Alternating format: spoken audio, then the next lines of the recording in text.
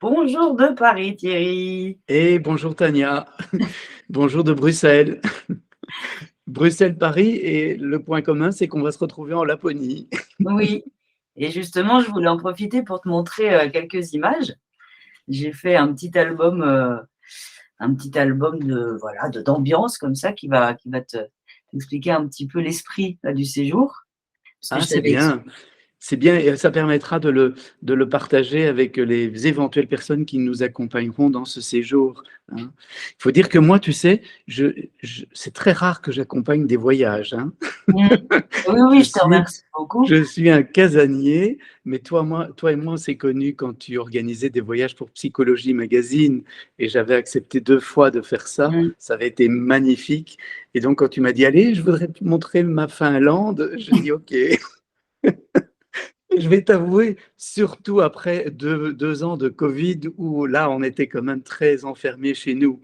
Et le fait que tu me proposes ça au sortir de tous ces confinements, c'est vraiment bien. Donc, je regarde tes photos. Oui, enfin, je pense que tu vas comprendre, parce que c'est quand même un endroit assez magique. Ça, c'est la vue que tu as quand l'avion s'apprête à atterrir. Ah oui, Donc déjà, tu sais que tu es ailleurs. Ensuite, ça, c'est l'arrivée à l'hôtel avec la petite montagne au fond. Donc, on ne parle pas vraiment de montagne ici, on parle plutôt de mont, puisque oui, c'est des petites collines, oui, oui. exactement. Mais c'est très agréable. Comme on a les raquettes en libre disposition, ça permet de faire des super balades. Là, ça, c'est quelque chose que j'adore, c'est quand il se met à givrer et en fait, Hmm. la nature se recouvre comme ça d'une espèce de manteau. C'est totalement, c'est assez Ouais, impressionnant. c'est beau ça, hein. Oui, oui. Même quand il neige, l'air est tellement pur que les cristaux sont parfaits. Tu retrouves vraiment la forme des étoiles. Ici, bien sûr, un renne. Alors, tu sais que ça, c'est un fantasme de mon enfance, parce que quand j'étais à l'école, je devais Oui. avoir 12 ans, on nous faisait lire Roger Frison-Roche. Et Ah Roger oui, Frison-Roche, il écrivait des livres sur la montagne, hein, Premier de cordée et tout ça, mais il a écrit des livres aussi sur ce qui se passait en Laponie. mais Et oui, je tout me à fait. souviens, celui qui m'avait le plus marqué, c'était La Grande Migration, où il racontait justement comment les Lapons partaient avec leurs troupeaux de rennes à travers ces toundras. Et c'est ça, hein, c'est vraiment Oui, les c'est décors tout que à tu fait me ça. montres là. Ça fait partie des livres qu'on recommande. On envoie toujours un petit Ah carnet de oui? voyage. Et oui, oui, parce qu'en effet, ça permet de plonger déjà. Alors là, bon, là, évidemment, les chiens de traîneau, ça, c'est le moment que tout le monde adore parce que tu fais 10 kilomètres. Donc, tu es deux par traîneau, tu t'échanges à mi-parcours et comme ça, tu cavales avec les chiens dans les plaines enneigées. C'est juste incroyable. Ah oui, oui, je suis sûr. Et c'est un froid qui est sec, non, là-bas? Exactement, ça, c'est Ouais. un peu sec, tout à fait. Ce qui fait que finalement, déjà en mars, il fait moins froid puisque c'est le printemps qui Oui. arrive. Donc, en général, on va dire il fait entre moins 5 et entre moins 10 et plus 5. Et avec le fait que ce soit sec, tu ne te rends pas tant compte. Surtout qu'on a Ah nos oui. combinaisons, on est totalement protégé et même souvent les gens ont chaud. C'est comme la chaleur, hein. Moi qui suis très habitué à l'Égypte, je vois bien, je ne souffre pas de la chaleur en Égypte parce que c'est sec. Je Mm. suis à Bruxelles, dès qu'il y a 25-30 degrés, je commence à avoir des difficultés parce que c'est humide. Et Ouais, c'est c'est beaucoup ça. plus facile de supporter le froid et le chaud quand c'est sec. Ah oui. Ah, complètement. Donc là, tu as la petite photo de la montagne, on peut bien sûr faire du ski de piste si on veut aussi. Ça, c'est la vue depuis Waouh. la montagne. Et là, je t'assure, tu as un silence d'une qualité qui est juste parfait. Et c'est pour ça aussi que je voulais que tu viennes, c'est parce que je sais que ça ira bien avec tes enseignements. Mais oui, oui, oui, c'est aussi une des raisons. Je me suis dit, ouais, j'aurais plutôt tendance à voir mon enseignement dans le désert, puisque tu sais, je Mm. suis très relié à l'Égypte, mais en même temps, je me suis dit, mais oui, mais voilà un désert de neige, un désert tout blanc. Et donc, oui, oui, plonger dans le silence intérieur, plonger au cœur de l'être, ça va être parfait. Je pense. Et après, bien sûr, alors ça, c'est le lac gelé qui est derrière l'hôtel. Et c'est un des endroits où on va le soir quand on veut voir les aurores boréales. Ah oui. Hmm. Là, je t'ai pris une petite photo du cercle polaire. Ça, c'est avant de rentrer. On s'arrête au village du Père Noël qui est situé sur le cercle polaire. Donc, c'est D'accord. Ah oui. le petit truc rigolo. Et puis voilà, ça, c'est le clou. Waouh. C'est justement les aurores que tu vois derrière l'hôtel. C'est-à-dire que tu as juste à sortir. et hop, le ciel s'illumine et là, ça devient Ça, totalement. c'est magnifique. Ouais. Oui, c'est très beau. Oui.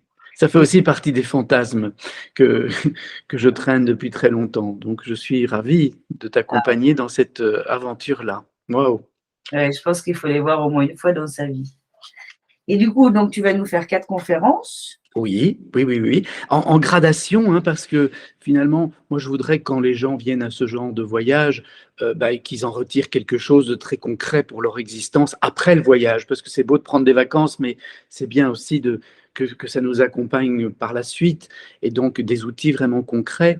Et donc, oui, je vais faire une première conférence. Je t'avais demandé qu'on l'intitule Présence, conscience et éveil pour vraiment comprendre ce que c'est la conscience, qui n'est pas le mental qui pense, mais cette conscience qui est paisible, qui constate simplement les choses et qui s'éveille quand le mental s'apaise, justement. Mmh. Et puis, une autre conférence que j'aimerais appeler Aimer ou être amour, parce que la conscience, elle peut s'éveiller que quand le cœur est ouvert. Et ouvrir son cœur, c'est pas aimer les gens ou les choses, c'est devenir de l'amour. C'est-à-dire que peu importe ce qui se passe, peu importe les attitudes des gens ou les circonstances des choses, on aime, on accueille ce qui est et après on essaye d'en faire quelque chose. Mmh. Et ça, je suis sûr que c'est relié à la culture de ces gens qui vivent dans ces étendues. Parce que fatalement, la géographie t'amène à comprendre ça. Que c'est dans ce silence, dans cette ouverture, dans cette adaptabilité à ce qui est que se trouve le secret, hein. Ouais. Et puis alors oui, il y avait une conférence Écouter le silence à l'intérieur, parce que c'est ce qui se passe quand on est dans cet état de présence, de simple conscience, de présence au monde. Et ensuite, je voulais aussi proposer une conférence sur le sens, parce que finalement, tout ça, ça répond à une question, mais quel est le sens de notre existence? Et dans les deux acceptations du mot, quelle est la signification que je donne à ma vie et à ma présence dans ce monde? Et puis, quelle est la direction que je vais donner à cette vie pour rejoindre la signification que j'aimerais qu'elle ait? Et c'est ça le sens, c'est une direction et une signification. Et donc, oui, je pense qu'il y a vraiment moyen d'intégrer tout ça dans l'environnement que tu montres Mmh. là. Alors, tu sais, je sais qu'il y a des gens qui me diront, oui, mais enfin, on n'est pas obligé de partir en Laponie pour faire tout ça. Et c'est évident, mais pourquoi pas partir en Laponie pour faire tout ça? Et dans mes enseignements, j'essaye d'être éclectique, d'aller dans des salles de conférences, d'aller dans des écoles, dans des institutions, et pourquoi pas dans la nature. Donc, il y a Mmh. plusieurs portes d'entrée pour transmettre, hein. Oui, tout à fait et moi, je pars du principe qu'on est aussi dans un esprit du moins, mais mieux. C'est-à-dire Oui, que sûrement. j'ai à cœur de partager ma culture et ensuite, évidemment, je suis consciente du fait qu'on prend l'avion, mais je pense que si déjà chacun s'arrangeait à le faire moins souvent, on pourrait justement encore s'autoriser des petites escapades dans des lieux magiques. Ah, mais je vais te dire que c'est une question que je me suis posée. D'ailleurs, c'est une question que je me pose depuis très longtemps, et j'ai refusé des colloques à la Barbade ou à Saint-Barthélemy, etc., depuis très longtemps. Mais quand tu m'as proposé de partir en Finlande, je me suis dit, Thierry, tu n'as plus pris l'avion depuis 3 ans. Ça fera 3 ans à ce moment-là, puisque c'était mon dernier voyage vers l'Égypte. Et depuis, j'ai pas recirculé en avion. Et ensuite, tu sais que cette année, tu ne le prendras qu'une seule fois, c'est pour aller en Laponie. Parce que d'abord, j'ai des tas de choses à faire en Belgique et je ne vais pas pouvoir beaucoup bouger. Je vais même pas retourner en Égypte alors que l'Égypte est ouverte, mais c'est pas le moment pour moi. Et donc je me dis, ok, je pense que c'est pas non plus de la surconsommation. Et comme tu dis, il faut apprendre à consommer avec une forme de discernement et d'intelligence, hein. Et on va pas non plus arrêter les transports sous prétexte qu'ils sont polluants. On va essayer de les utiliser à bon escient ou avec conscience. Mmh. En tout cas, je me réjouis vraiment, de te montrer tout ça. Ouais, c'est bien, c'est bien. Bon, mais tu sais quoi? Puisqu'on a fait ce petit enregistrement là maintenant, hein, moi je vais le diffuser pour partager ça sur ma newsletter. Comme ça. Ah bah, super! Très, très bien. Bon et bah, alors, je te dis, on se voit en mars. Oui, et puis peut-être avant, si on doit se parler pour Ah bah, bien l'organisation de tout sûr, ça. Mais oui. Disons, on va dire en vrai en mars et en oui, visio sûrement plusieurs fois entre-temps. À bientôt, hein. Merci, à bientôt. Et